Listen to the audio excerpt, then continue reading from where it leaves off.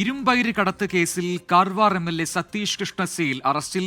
ED. ആണ് MLA arrest ചെയ്തത്. സതീഷ് കൃഷ്ണസേലിന്റെ 14 കോടി രൂപയുടെ സ്വത്തുക്കളും ഇ.ഡി. കണ്ടുകെട്ടി. മുഹമ്മദ് റഹീസ് ചെന്നൈയിൽ നിന്ന് ചേരുന്നു കൂടുതൽ വിവരങ്ങളുമായി.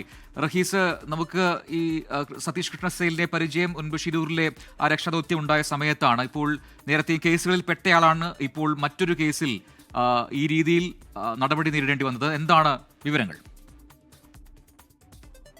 പ്രജിൻ, ഈ ബിലിക്കേരി ഇരുമ്പയിര് കടത്ത് കേസ് കർണാടകയിലെ തന്നെ ഏറ്റവും പ്രധാനപ്പെട്ട ഒരു അഴിമതി കേസാണ്.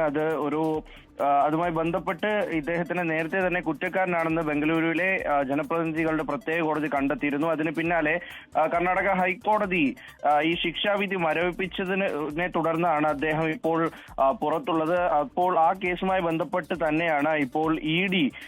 ഒരു സെർച്ചൊക്കെ നടത്തി അതിന് പിന്നാലെ അദ്ദേഹത്തിന്റെ അറസ്റ്റ് രേഖപ്പെടുത്തിയിരിക്കുന്നത്. അതായത് കഴിഞ്ഞ ഓഗസ്റ്റ് 12, 13, 14 തീയതികളിലാണ് ഈ കാർവാറിലെ ഇദ്ദേഹത്തിന്റെ വീട്ടിലും ഒപ്പം തന്നെ ഡൽഹിയിലും ഗോവയിലും ഒക്കെ ഇദ്ദേഹത്തിന്റെ സ്ഥാപനങ്ങളുമായി ബന്ധപ്പെട്ടൊക്കെ റെയ്ഡ് നടത്തുന്നത്.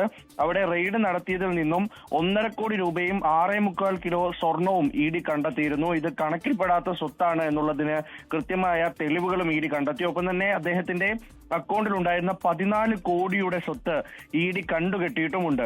അതിന് പിന്നാലെയാണ് ഇന്ന് അദ്ദേഹത്തിന്റെ അറസ്റ്റ് രേഖപ്പെടുത്തുന്നത്. നിലവിൽ അദ്ദേഹം ബംഗളൂരുവിലായിരുന്നില്ല ഉണ്ടായിരുന്നത്, മറിച്ച് അദ്ദേഹത്തിനെ ബംഗളൂരുവിലേക്ക് നാളെ രാവിലെ കൊണ്ടുവരികയും 11 മണിക്ക് പ്രത്യേക കോടതിയിൽ ഹാജരാക്കുമെന്നാണ് അറിയിക്കുന്നത്. എന്തായാലും ഈ ഇരുമ്പയിര് കടത്ത് കേസിൽ സതീഷ് കൃഷ്ണസേലിന് യാതൊരു തരത്തിലുള്ള ആശ്വാസവും ജാമ്യത്തിനപ്പുറം ലഭിക്കുന്നില്ല എന്നുള്ളത് കൂടി പ്രധാനമാണ്. പ്രജിൻ, മുഹമ്മദ് റഹീസാണ് വിശദാംശങ്ങൾ നൽകിയത്.